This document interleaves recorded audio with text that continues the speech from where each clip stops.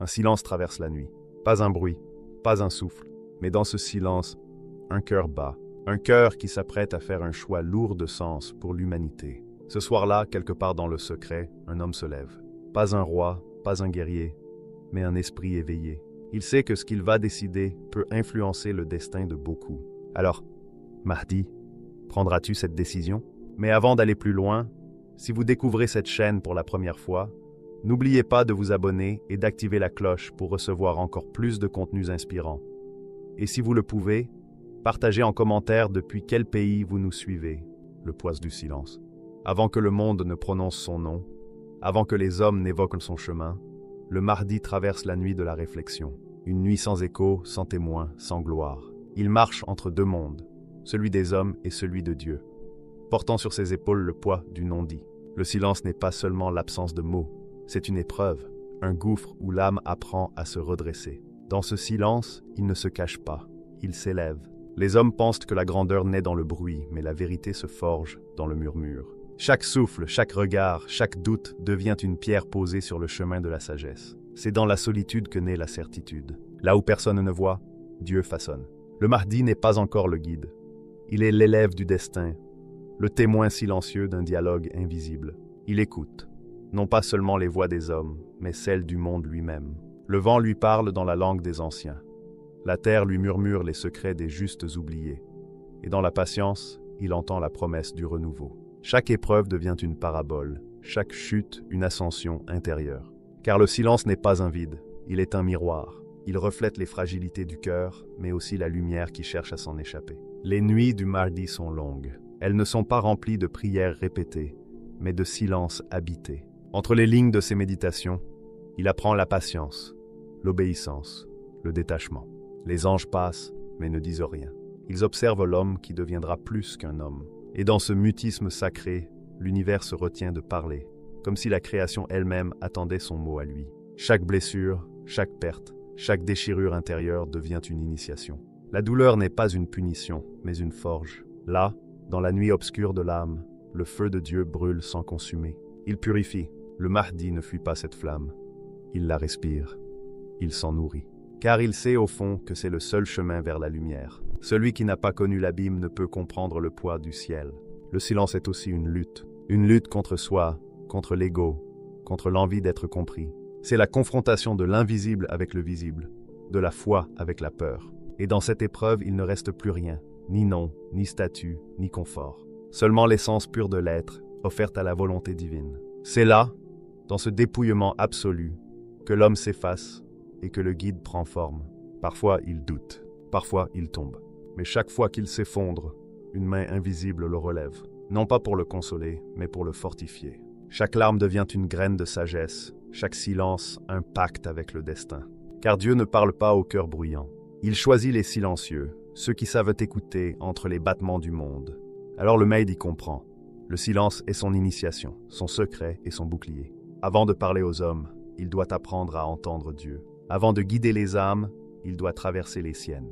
C'est dans cette obscurité qu'il découvre la flamme originelle, celle qui ne blesse pas, mais éclaire les élus. Et quelque part, dans la profondeur de la nuit, une étoile s'allume, petite, timide, presque invisible. Mais cette lumière silencieuse annonce déjà l'aube. Le monde dort encore. Lui veille. Le voyage intérieur. Ce voyage n'est pas un simple déplacement dans l'espace. Il est une ascension vers l'invisible, un chemin que seuls les cœurs prêts à se dépouiller peuvent emprunter. Les montagnes, les vallées, les rivières, tout cela n'est que toile de fond. L'essentiel se déroule à l'intérieur. Le Mahdi marche, mais ses pas sont légers comme des pensées. Il avance, mais le vrai progrès se mesure dans le silence de son esprit. Son esprit s'élève, défiant les limites du monde matériel. Chaque respiration devient une méditation. Chaque pulsation, un rappel que la chair est un véhicule et que l'âme, elle, aspire à l'infini. La lutte intérieure est constante. Les désirs du corps surgissent comme des vagues, chaque envie, chaque peur, chaque doute essayant de le retenir. Mais il ne cède pas. Il sait que le corps est le temple de l'âme, et que pour atteindre la lumière, il faut purifier le temple. Il s'assoit sur la terre froide, le vent caressant sa peau, et ferme les yeux. Dans le silence des sensations, il entend plus clairement la voix intérieure, cette mélodie subtile qui lui murmure la vérité.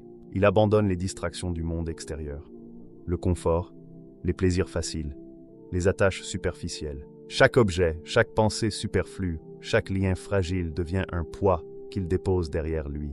La simplicité volontaire n'est pas une souffrance, c'est une liberté, une légèreté nouvelle qui rend l'âme plus agile. Son corps, au début réticent, commence à comprendre. La faim devient clarté, la fatigue devient discipline, le froid devient éveil. Il apprend que chaque résistance physique est un miroir de la résistance intérieure et qu'en apprivoisant l'un, on maîtrise l'autre. Les jours passent, rythmés par la solitude et la méditation. Le monde semble loin, presque irréel, et pourtant chaque souffle de vent, chaque rayon de soleil devient une preuve de la présence divine. Alors il décide de purifier non seulement son esprit, mais son corps. L'eau froide des rivières devient rituel. Chaque plongée un symbole de renouveau. La nourriture se réduit à l'essentiel. Elle nourrit, mais ne distrait plus. Il se couche sur la terre nue, observant le ciel, apprenant la patience des étoiles. Chaque étoile est un guide silencieux, chaque nuit un maître. Il comprend que le confort est un piège, que la peur est un voile et que l'orgueil est une chaîne. Se libérer de tout cela est exigeant, mais nécessaire. Dans cette ascension intérieure, il touche à quelque chose de profond. La présence du Créateur n'est pas dans les temples, ni dans les mots, mais dans la pureté du cœur. Abandonner l'orgueil, la peur et le confort devient une offrande silencieuse. Chaque renoncement est une victoire sur soi-même, chaque choix une confirmation de son engagement. Il n'y a pas d'extase dramatique, pas de miracle spectaculaire, seulement l'éveil progressif d'une conscience plus vaste. Il marche encore, mais désormais chaque pas est léger, comme si la gravité elle-même reculait devant sa détermination. Il ne craint plus la solitude. Elle est son allié, un écho de l'infini dans lequel il s'aventure. Il apprend à écouter la respiration de son cœur, le rythme de son sang, les murmures de l'air. Chaque sensation est à la fois un test et un enseignement. La purification du corps et de l'esprit devient un rituel quotidien, un dialogue constant avec la vérité. Il comprend que la lumière qu'il cherche n'est pas un cadeau que l'on reçoit, mais une flamme que l'on allume soi-même à force de discipline, d'abandon et de foi. La lutte est solitaire, exigeante, parfois difficile, mais elle est l'essence même de la transformation. Se dépouiller de tout n'est pas perdre quelque chose, c'est découvrir ce qui ne peut être enlevé, ce qui reste quand tout le reste disparaît. La présence silencieuse et éternelle du Créateur, inébranlable et pure. Et tandis qu'il continue son voyage, le mardi comprend enfin, ce chemin intérieur est infini. Il n'a pas de fin, seulement des étapes, chacune plus lumineuse que la précédente. Et chaque pas, chaque souffle, chaque renoncement le rapproche de ce qu'il est destiné à devenir. La décision. Cette nuit-là, le monde semble retenir son souffle. Le ciel est une mer obscure, percée de quelques étoiles comme des éclats d'espoir. Dans cette obscurité, le Mahdi se tient debout, seul, et pour la première fois, il ressent la profondeur de son chemin. Mais il ne la voit pas comme les hommes. Ce n'est pas un titre à exhiber, ni un pouvoir à brandir. C'est un fardeau sacré, une responsabilité qui pèse sur son âme comme une montagne invisible, mais immuable. La vérité s'impose avec une clarté fulgurante. Tout ce qu'il a traversé, les nuits de silence, la purification du corps, les luttes intérieures, n'était pas seulement un apprentissage, c'était une préparation. Chaque douleur, chaque renoncement, chaque instant de solitude l'a façonné pour ce moment précis. Il comprend que la grandeur ne se mesure pas en conquête, mais en dignité et en fidélité à la mission. Le monde extérieur n'a aucun poids. Ce qui compte, c'est l'âme, et l'âme seule est juge. Il ferme les yeux, et une vision se déploie devant lui.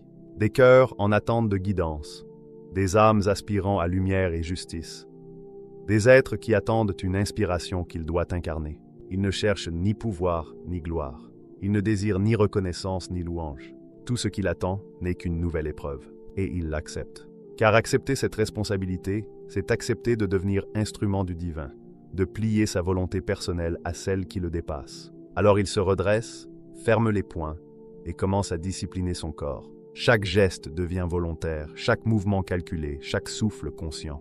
Il fait taire les désirs qui l'ont tenté jadis, maîtrise son corps avec attention et patience. La faim, le sommeil, la fatigue, rien ne le détourne désormais. Chaque sensation physique est réorientée vers l'adoration.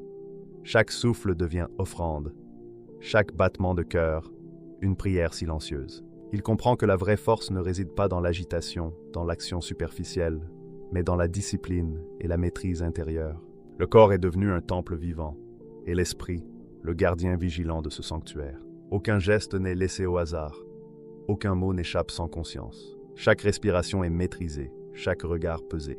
La vie elle-même devient un acte sacré. Et dans cette discipline, une lumière intérieure s'allume, plus forte que les doutes et les incertitudes. Il ne tremble plus face à l'inconnu, car il sait que sa force vient de sa fidélité à la mission qui lui a été confiée. Le poids de la responsabilité ne l'écrase pas.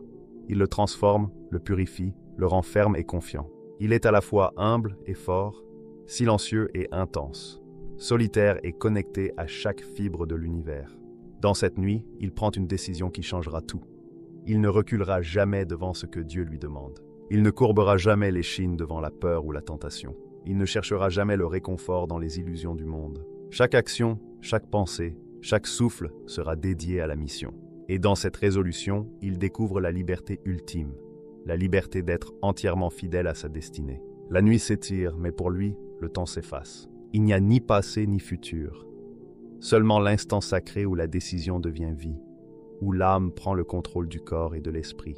Il se lève et pour la première fois, il ressent la force tranquille de celui qui sait exactement qui il doit être. Il n'a pas encore marché parmi les hommes, mais il a déjà franchi la plus grande distance, celle entre le doute et la certitude, entre l'ombre et la lumière, entre l'homme et le guide. Dans le silence de cette nuit, chaque arbre, chaque pierre, chaque souffle de vent semble reconnaître sa résolution. Il est prêt, le Mahdi a choisi, et rien ne pourra jamais effacer cette décision. L'attente de l'aube. Les jours s'écoulent, semblables à des rivières silencieuses qui ne s'arrêtent jamais. Les hommes regardent le monde, mais leurs yeux sont aveuglés par l'ignorance ou l'inquiétude. Ils doutent, ils critiquent, ils ne comprennent pas ceux qui marchent dans l'ombre. Le Mahdi observe, patient, sachant que le temps est l'allié de celui qui sait attendre. Il ne se presse pas, il ne se révèle pas. Il garde le secret comme on garde une flamme fragile dans la nuit, un feu que même les tempêtes ne peuvent éteindre. Il sait que le vrai serviteur de Dieu ne cherche ni reconnaissance ni louange. Les hommes peuvent applaudir ou rester indifférents. Ce qui compte, c'est la préparation silencieuse de l'âme. Chaque jour est une épreuve, chaque regard sceptique un test. Les murmures du monde extérieur deviennent un écho lointain. Il écoute plutôt l'appel intérieur, ce souffle subtil qui guide ses pas et ordonne son cœur. La patience devient son maître, la solitude son compagnon, et le silence sa forteresse. Chaque matin, il se lève avant l'aube, lorsque la nuit est encore épaisse et que les étoiles se retirent doucement. Il sent la terre sous ses pieds, le vent sur sa peau, et dans ce moment suspendu, il se relie à l'univers. Chaque souffle devient un rituel, chaque geste une offrande. Il sait que l'attente est un acte sacré. Ce n'est pas l'inaction, mais la vigilance. Être prêt avant que le monde ne réclame son intervention. Les gens l'entourent, mais ils ne voient pas. Ils ne comprennent pas ce qu'ils ont sous les yeux. Ils jugent par apparence, mais l'essentiel reste invisible. Pour eux, il n'est qu'un homme parmi d'autres. Pour lui, chaque rencontre, chaque sourire, chaque plainte entendue est une préparation à ce qu'il devra incarner. Il transforme l'attente en méditation vivante et la solitude en un enseignement silencieux. Et il imagine le jour qui viendra. Il le voit comme une aube éclatante, une lumière qui dissipe l'obscurité accumulée par les siècles. Les ombres de l'injustice, de l'égoïsme et de la peur reculeront. Le monde respirera enfin la vérité et la pureté. Ce jour-là, il ne viendra pas pour dominer, mais pour harmoniser, pour marcher aux côtés de la justice et de la lumière, avec respect et bienveillance. Chaque souffle qu'il prend dans cette attente est une prière pour ce monde à venir. Chaque pas une semence d'espoir pour ceux qui dorment encore dans l'ignorance. Les jours deviennent nuits, les nuits deviennent songes. Le Mahdi ne se lasse pas, le doute des hommes ne l'ébranle pas. Il sait que la préparation est plus puissante que l'action précipitée, que la force de l'âme précède toujours la manifestation des œuvres. Il contemple l'horizon, et même quand l'aube semble lointaine, il sent déjà sa chaleur dans le cœur de la terre. Le monde change silencieusement, à travers chaque âme qui se tient dans la lumière de sa patience. Il voit les graines semées dans l'ombre germer doucement, prêtes à éclore quand le moment sera venu. Tout est préparé, tout est attendu, et il sait que le secret est la clé. Révéler trop tôt serait trahir la sagesse accumulée par les nuits de silence, par les luttes intérieures, par les renoncements du corps et de l'esprit. Alors il attend, et dans cette attente, il devient immobile mais vivant, silencieux mais puissant, simple mais essentiel. L'ombre de l'ignorance recule devant sa lumière intérieure, invisible mais présente. Il comprend que la véritable force réside dans le temps maîtrisé, dans la patience appliquée, dans la fidélité à la mission, même lorsque personne ne regarde. Et lorsqu'il sera prêt, lorsqu'il aura polissé chaque pierre de son âme, lorsque le monde aura fini son tumulte, l'aube se lèvera sur une terre purifiée. Ce jour-là, la justice marchera avec la lumière. Ce jour-là, l'humanité ressentira la beauté de ce qui a été préparé dans l'ombre, dans le silence, dans l'attente. Et dans cette vision, le Mahdi sourit, non pour lui-même, mais pour le monde qui s'éveillera. Car attendre n'est pas renoncer. Attendre est préparer, purifier, devenir digne. Et il est prêt à attendre jusqu'à ce que l'aube touche enfin la terre. Le royaume intérieur. Ces montures ne sont pas de chair, ni de sang. Ce ne sont pas des chevaux au galop, ni des chars flamboyants. Ces montures sont invisibles aux yeux du monde, mais palpables à l'âme. Ses œuvres, sa sincérité, sa foi. Chacune d'elles le soutient. Chacune le porte au-delà des épreuves. Chacune le rapproche de ce royaume que le monde extérieur ignore encore, mais que son cœur connaît déjà. Il ne marche pas sur des routes pavées, il traverse les paysages de l'âme. Il ne combat pas avec des armes, mais avec la lumière qu'il a cultivée dans ses nuits silencieuses. Ce royaume, il ne le cherchait pas dans les villes, ni dans les palais. Il ne le trouve ni dans le tumulte des foules, ni dans les cris des puissants. Il le découvre dans le cœur pur, dans le souffle sincère, dans la justice appliquée sans relâche. C'est là, dans cette souveraineté intérieure, que la vérité règne sans couronne ni sceptre. Il apprend que la grandeur n'est pas imposée, elle est vécue, qu'elle ne se proclame pas. Elle se révèle à travers l'équité et la lumière intérieure. Chaque action devient un pas vers ce royaume. Chaque parole, chaque regard, chaque silence choisi est une pierre posée sur le chemin invisible. Il n'a pas besoin de reconnaissance. La récompense est déjà dans le cœur de ceux qui voient avec l'âme et non avec les yeux. Ce royaume n'est pas un lieu sur une carte, mais un état de l'être, une terre que seuls les justes peuvent habiter. C'est le royaume de l'intégrité, où le mensonge n'a aucune place, où la miséricorde n'est pas un mot, mais une pratique constante. Il devient la balance de la justice. Chaque décision qu'il prend, chaque geste qu'il pose, reflète l'équilibre qu'il a cultivé dans sa propre vie. Il pèse les actions et les intentions, non pas avec les yeux du monde, mais avec la clarté de son cœur. Les opprimés trouvent en lui une voix, et ceux qui ont été réduits au silence découvrent enfin une oreille attentive et un écho juste. Il est le miroir de la miséricorde divine, reflétant à travers son humanité la patience, la bonté et le pardon qui viennent d'au-delà. Les épreuves qui l'ont façonné se transforment en outils de lumière. Les blessures deviennent sagesse. Les nuits solitaires deviennent méditation. Les luttes intérieures deviennent force. Tout ce qu'il a traversé n'était pas une fin en soi, mais un passage vers ce royaume.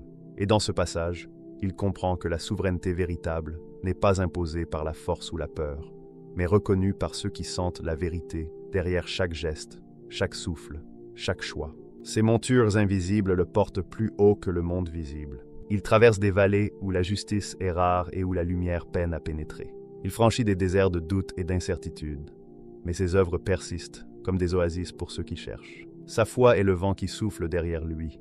Sa sincérité est la corde qui le tient ferme dans le précipice de l'inconnu. Et ses œuvres sont les pierres qu'il laisse derrière lui pour guider ceux qui viendront après. Et enfin, il comprend que ce royaume n'est pas seulement pour lui. Il est un foyer, un refuge, un modèle. Il ouvre les portes invisibles de l'âme humaine pour que ceux qui ont souffert, ceux qui ont été oubliés, puissent entrer et trouver l'éveil, la justice et la miséricorde. C'est un royaume silencieux mais vivant, invisible mais plus réel que tout trône terrestre, plus vaste que tous les empires. Dans ce royaume, il règne sans couronne, guide sans armée et agit sans violence. Il est le témoignage vivant que la lumière et la vérité peuvent dominer le monde intérieur avant de transformer le monde extérieur. Ses montures, ses œuvres, sa sincérité et sa foi l'ont conduit jusqu'ici. Et désormais, tout ce qu'il touche devient un reflet de ce royaume intérieur, un écho de justice et de miséricorde, destiné à résonner bien au-delà de son propre passage sur terre. Mais avant la fin, il devra choisir encore une fois, car le monde parfois ne reconnaît pas toujours les lumières invisibles. Il peut ignorer les justes et célébrer l'éphémère. Alors, quand le moment viendra, et que le silence de la nuit t'appellera à ton tour, prendras-tu cette décision? Sauras-tu, toi aussi, purifier ton cœur, pour que la lumière intérieure puisse enfin guider tes pas et illuminer le monde autour de toi? Le Mahdi, c'est plus qu'un nom, c'est un rappel. Un appel à devenir le serviteur de la vérité, avant que l'aube ne se lève